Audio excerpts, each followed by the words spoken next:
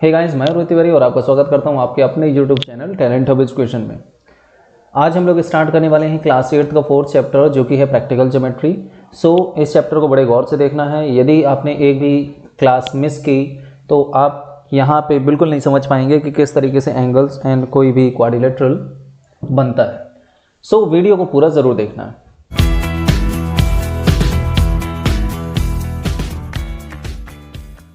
This is chapter number 4 practical geometry. इस chapter को start करने के पहले मैं कुछ बेसिक्स आपको बता दूं जो आपने चैप्टर 3 में ऑलरेडी पढ़ रखे हैं। पैरेललोग्राम की जो कंडीशंस होती हैं, रेक्टेंगल की जो कंडीशंस होती हैं, यहाँ पे मैं पहले एक्सप्लेन कर दूं थोड़ा सा। पैरेललोग्राम में हमने क्या पढ़ रखा है पहले कि पैरेललोग्राम में अपोजिट एंगल कैसे होते हैं, इक्वल होते हैं।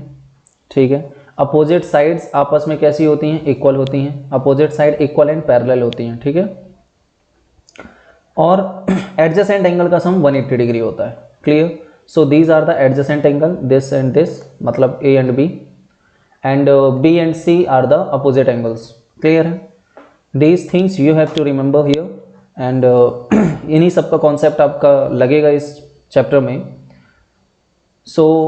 और प्रोटेक्टर क्या होता है? प्रोटेक्टर आपको पता ही है कि जो इस शेप का ऐसा रहता है जिसमें 90 डिग्री और 180 डिग्री ये सारे लिखे रहते हैं। These you already know. And यहाँ से जब भी हम कोई भी एंगल मेज़र करते हैं तो हमेशा ध्यान रखना कि मान लो कि ये एक लाइन है। ठीक है, अब मैं यहाँ पे इस साइड में यहाँ पे रख रहा हूँ अपना प्रोटेक्टर। ठीक है, मैंने ये प्रोटेक्टर उठा के यहाँ पे रखा तो कुछ ऐसा रखेगा और प्रोटेक्टर। अब मुझे यहाँ पे क्या बनाना है? 60 डिग्री बनाना है। ठीक है, तो जब भी राइट साइड आप पुट करोगे लाइन के तो आप वैल्यू कौन सी देखोगे? ऊपर वाली वैल्यू देखोगे, जो भी प्रोटेक्टर में ऊपर वैल्यूज लिखी होंगी। ठीक है, यदि रिमेंबर करने का तरीका मैं बता दूं, कई सारे बच्चे कंफ्यूज हो जाते हैं और क्या करते हैं कि नीचे वैल्यू यहाँ पे लिखी रहेगी 60 डिग्री, यहाँ पे 60 डिग्री लिखा रहेगा, एक नीचे वैल्यू लिखी रहती है और दूसरा ऊपर लिखी रहेगी 120 डिग्री। तो क्या देखेंगे कि नीचे देखेंगे और 60 डिग्री ऐसा बना देंगे और ये ऑब्ट्यूस एंगल इनका बन जाएगा 60 डिग्री और लिख भी देंगे। नहीं, ऐसा नहीं करना है। ठीक है, प्रोटेक्टर में आपको जो ऊपर साइड वैल्यू दिखी रहेगी, राइट हैंड साइड ज़्यादा ताकतवर है तो सीधा सीधा आपको ये लेके चलना है कि ये ऊपर रहेगा। राइट हैंड साइड हमेशा ऊपर रहता है। कुल मिलाकर कि जब भी किसी लाइन पे आप प्रोटेक्टर रखते हो तो राइट हैंड साइड पे यदि आपने रख के एंगल बनाया तो आपको ऊपर वाली वैल्यूज़ देखनी है, और जब भी लेफ्ट हैंड साइड आपने वैल्यू बनाई या एंगल कोई बनाया लेफ्ट हैंड साइड रख के तो यहाँ से आप नीचे वाली वैल्यू देखोगे प्रोटेक्टर की। ठीक है, तो यहाँ से आप इस चीज़ से याद रख सकते हो। चलिए इस चैप्टर को हम डायरेक्ट क्वेश्चंस के थ्रू स्टार्ट करते हैं, जैसे आपको और भी कॉन्सेप्ट क्लियर हो जाएंगे। This is our exercise 4.1, construct the following quadrilaterals. ठीक है, क्वाड्रिलेटरल्स मुझे कंस्ट्रक्ट करना है। यहाँ पे मैं यहाँ पे कोई 2 क्वेश्चन यहाँ पे करके दिखाऊंगा, सेम एज इट इज़ दूसरा भी आपको ऐसे ही करना है। क्वाड्रिलेटरल ABCD, पहला यहाँ पे 2 चीज़ें आपको हमेशा रिमेंबर करना है कि एक तो रफ स्केच एक आपके माइंड पे चलना चाहिए और दूसरा एक रफ फिगर आप बना सकते हो। कभी भी ABCD यदि आपको क्वाड्रिलेटरल बनाना है तो आप हमेशा उसको या तो एंटी क्लॉकवाइज लो या क्लॉकवाइज लो, लेकिन नाम हमेशा एक तरफ से लिखना है। जस्ट सपोज मैं यहाँ पे AB नाम लिखता हूँ तो ABCD मैं ऐसा नाम लिखूंगा। ठीक है, मैं ऐसे नाम नहीं लिखूंगा कि A यहाँ लिख दिया, B यहाँ लिख दिया, C यहाँ लिख दिया, D यहाँ लिख दिया, ये गलत तरीका हो जाएगा। इस तरीके में फिगर्स गलत होने के चांसेस बहुत ज़्यादा रहते हैं। तो सबसे पहले तो आप जब भी नाम लिखोगे या तो क्लॉकवाइज लिखोगे, ये कैसा जा रहा है, ये एंटी क्लॉकवाइज जा रहा है, मैं ऐसे घूम रहा हूँ। ठीक है, और क्लॉकवाइज कैसा होगा, ऐसा होगा। तो जनरली हम एंटी क्लॉकवाइज यदि मैं फिगर बनाता हूँ ABCD तो मैं ऐसा ही बनाऊंगा। ठीक है, और हमेशा आपको यहाँ पे नेमिंग जो है सीरीज से करनी है, आगे पीछे सीरीज से नहीं हटना है। ठीक है, क्वेश्चन नंबर 1 में क्वाड्रिलेटरल जस्ट सपोज आप बना रहे हो ABCD, तो यहाँ पे AB मान लो आपने 4.5 बनाया। आपने क्या किया कि आपने स्केल ली और स्केल से आपने 4.5 यहाँ पे बना दिया। ठीक है, 4.5 सेंटीमीटर। जो आप करते जाओ वहाँ स्टेप आप लिखते जाओगे। ठीक है, तो मैं एक बार में बना देता हूँ, फिर डायरेक्ट मैं स्टेप यहाँ पे लिख के दिखा दूंगा आपको। Then after that AB you already make here.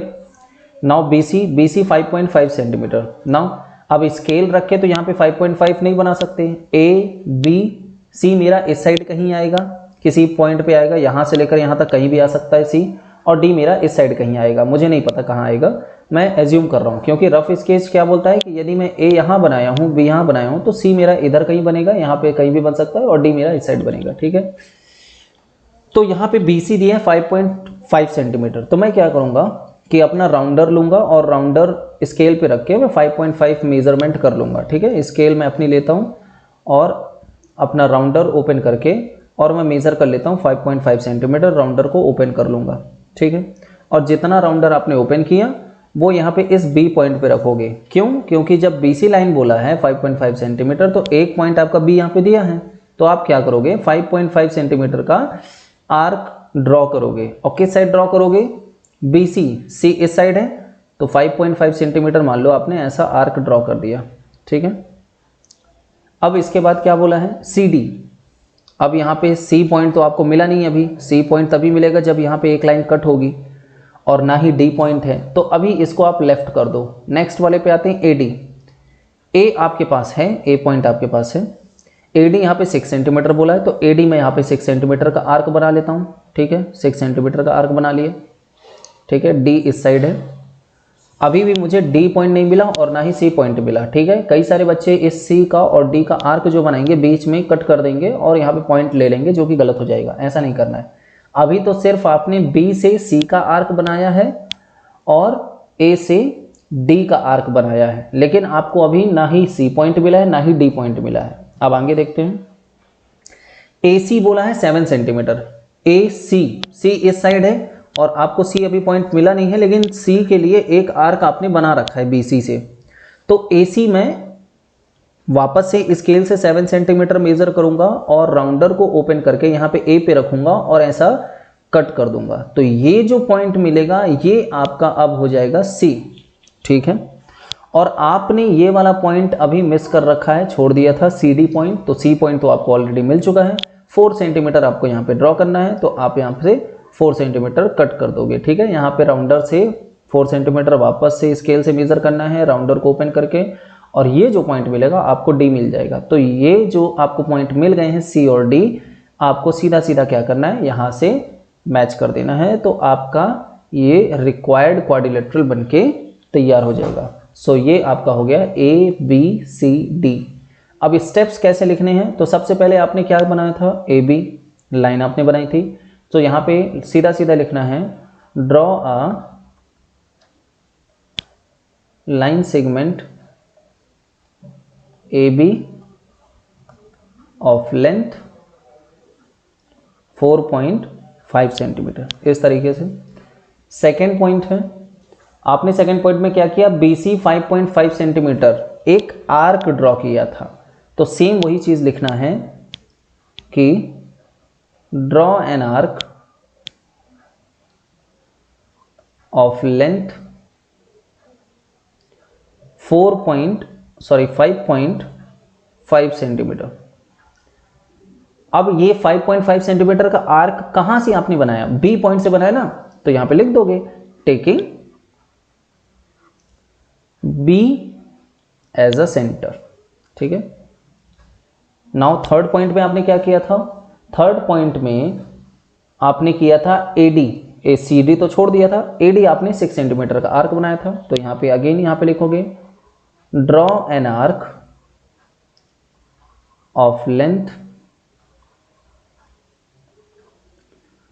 6 centimetre taking, इस बार आपने कहां से बनाया? एडी बनाया था, तो ए से आपने बनाया था पुट करके, तो taking A as a centre.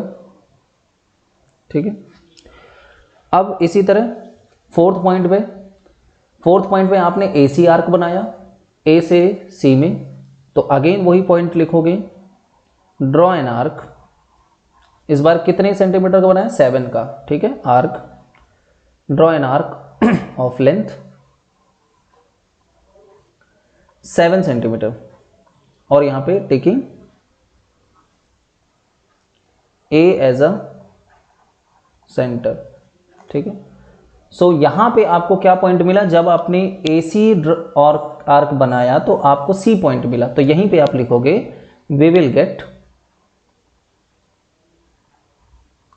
Point C. ठीक है, इसके बाद फिफ्थ पॉइंट में आपने क्या किया था?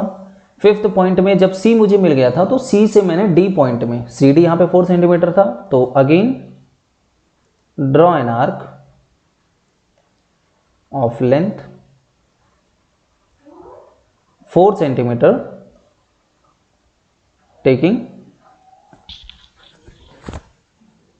C as a center।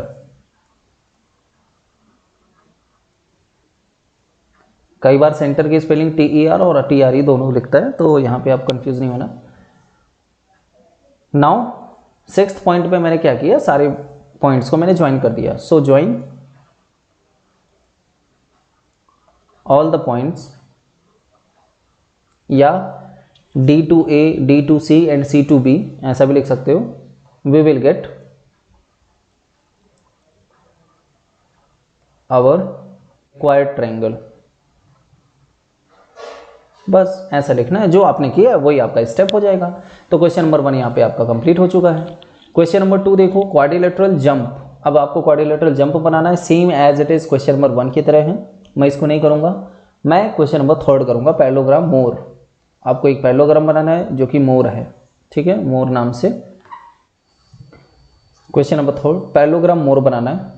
OR equals to 6 centimetre, RE 4.5 centimetre and EO 7.5 centimetre. तो एक रफ स्केच यहाँ पे बना लेता हूँ। जस्ट सपोज यहाँ पे सबसे पहले दिया है OR, तो मैं OR यदि मैं लाइन बनाऊंगा तो यहाँ पे क्या है 6 सेंटीमीटर का है, ठीक है।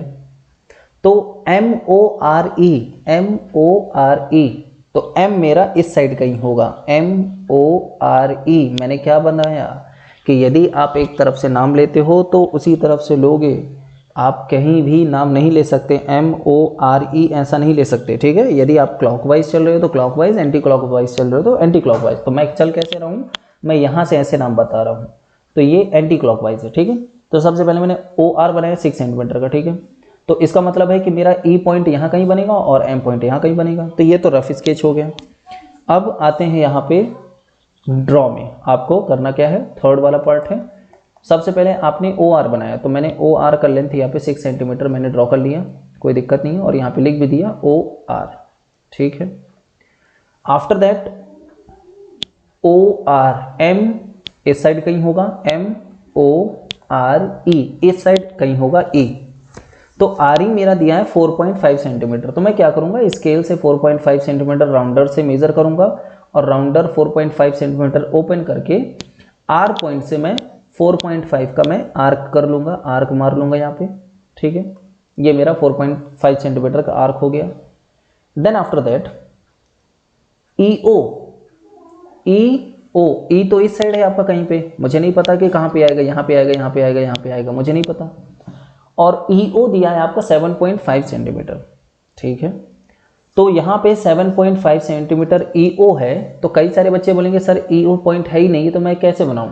आपके पास O तो है, E या O में से कोई एक पॉइंट आपके पास होना चाहिए। मेरे पास O है, तो मैं O से 7.5 सेंटीमीटर मेजर करके और इस साइड में कट कर दूंगा। तो मैंने आर्क मारा 7.5 सेंटीमीटर का, मान लो ऐसा।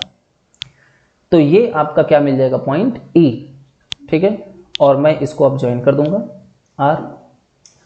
अब बोला क्या है, पैरेललोग्राम है MORE। पैरेललोग्राम में मैं जानता हूं कि OR किसके बराबर होगा, MO के बराबर, ME के बराबर। अपोजिट साइड इक्वल होती हैं। तो मैं ऐसा कर सकता था कि यहाँ पे OR मेरा 6 सेंटीमीटर है एंड RE मेरा कितना है, RE मेरा 4.5 सेंटीमीटर है। तो यहाँ से भी जो OM होगा, पैरेललोग्राम कैसा होता है, ऐसा। तो यहाँ पे यदि RE मेरा 4.5 सेंटीमीटर है, तो ये जो OM होगा या MO होगा, ये भी आपका 4.5 सेंटीमीटर होगा। तो मैं यहाँ O से M का मैं एक आर्क बना सकता हूँ जो कि 4.5 सेंटीमीटर होगा। आप यहाँ पे लिख सकते हो कि RE equals to 4.5 centimetre, then OM also 4.5 centimetre. तो यहाँ से मैंने आर्क मार लिया। Same as it is OR यहाँ पे 6 सेंटीमीटर है, तो जो EM होगा यहाँ पे वो भी कितना होगा, 6 सेंटीमीटर का। Then EM also 6 centimetre. तो यहाँ से E से आप 6 सेंटीमीटर का आर्क मारोगे ऐसा। तो ये जो पॉइंट मिलेगा ये आपका पॉइंट हो जाएगा कितना, ये आपका पॉइंट हो जाएगा M। तो आप इसको मैच कर दोगे, ये पैरेललोग्राम बन जाएगा। ठीक है, यहाँ पे मैंने टच पैड से बनाया है तो इतना क्लियर नहीं है, लेकिन जब आप राउंडर और उसकी हेल्प से बनाओगे, स्केल की हेल्प से, तो एकदम क्लियर आएगा। तो जो जो आपने किया वो आप यहाँ पे लिख दो। फर्स्ट पे आपने क्या किया, फर्स्ट पे आपने OR लाइन बनाया, तो यहाँ पे सीधा सीधा लिखना है कि draw a line of length 6 centimetre. यहाँ पे आप नाम भी लिख सकते हो, ड्रॉ अ लाइन OR। ठीक है, OR of length 6 centimetre. Second point पे आपने क्या किया कि RE एक आर्क बनाया। सो यहाँ पे लिखोगे draw an arc of length 4.5 centimetre. और किस सेंटर से बनाया, R से बनाया था। So taking R as a centre. Third point पे मैंने क्या किया था कि O से E पॉइंट मैंने ऐसे कट किया था, क्योंकि यहाँ पे EO दिया था 7.5, तो यहाँ पे सेम वही लिखना है, draw an arc of length 7.5 centimetre taking O as a centre. ठीक है, वी विल गेट, इस पॉइंट पे आपको क्या मिलेगा, we will get E point या पॉइंट E।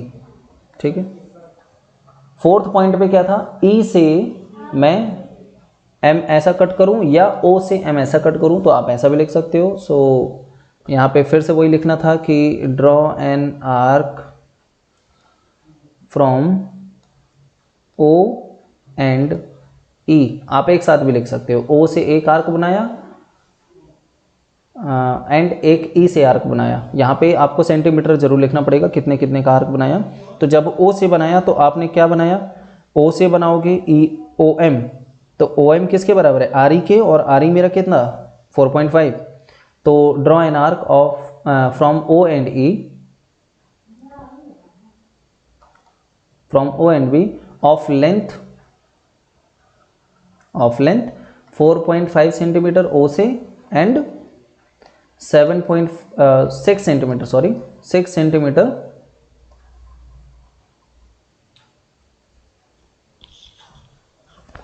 फ्रॉम E से। ठीक है, तो यहां पे आप लिख सकते हो draw an arc from O and E of length 4.5 centimetre and 6 centimetre, we will gate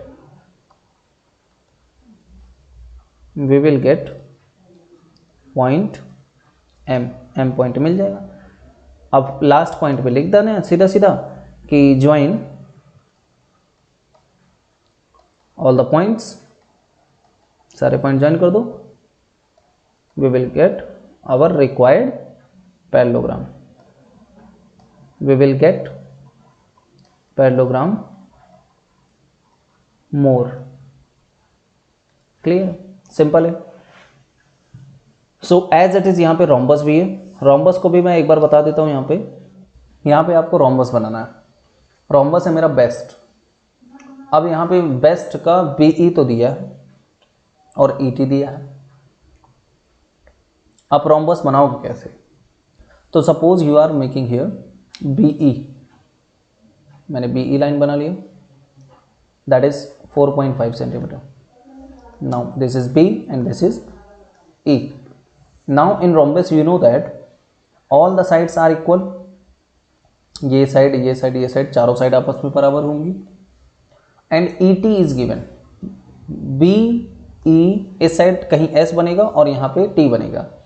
तो जो ET दिया है, मतलब ये जो डायगोनल इधर पे दिया है वो 6 सेंटीमीटर, तो ठीक है, कोई दिक्कत नहीं है। मैं यहाँ से एक आर्क बना लेता हूँ 6 सेंटीमीटर का, मैंने एक आर्क ऐसा बना लिया।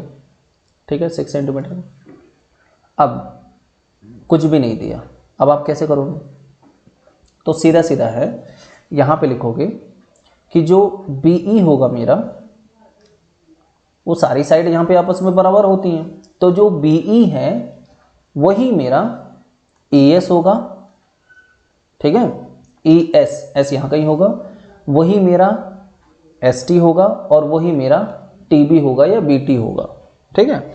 तो मैं यहाँ से मैं सारी साइड का मैं यहाँ से आर्क ले लेता हूँ।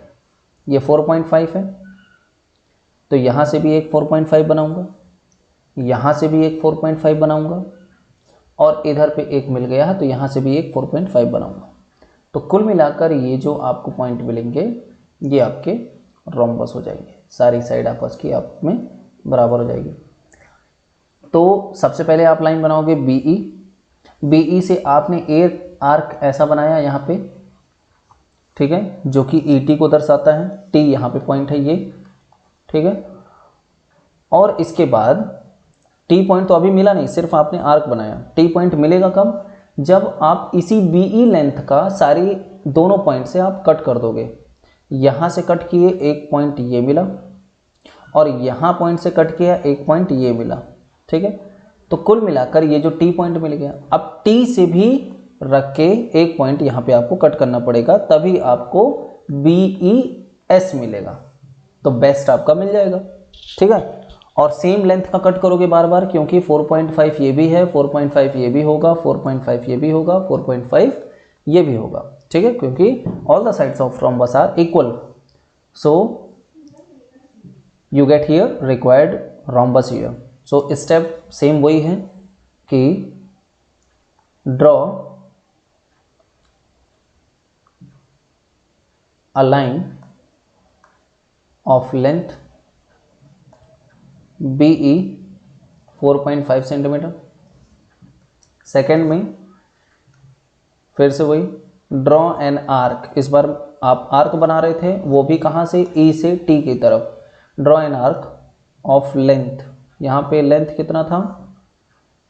6 centimetre. Draw an arc of length 6 centimetre from E, ठीक है।